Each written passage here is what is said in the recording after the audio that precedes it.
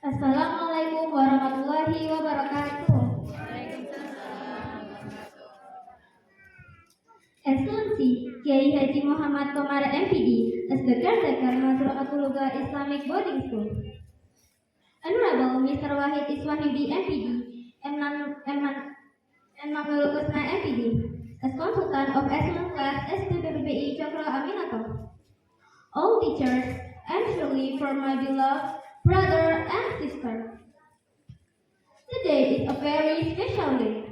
We are happy because we are graduating, but we are also sad because we have to say goodbye to our wonderful school. Firstly, I want to say thank you to our teachers. Thank you for your patience, your kindness, and for teaching us not just lessons from books, but also how to be a good people. We will never forget you. To our parents, thank you for always supporting us, loving us, and cheering for us every single day.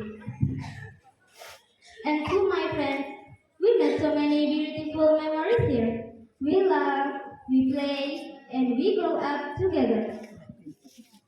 For my special friends in sixth grade, let's keep studying hard and chasing our dreams. Congratulations the graduating for us. Goodbye and thank you very much.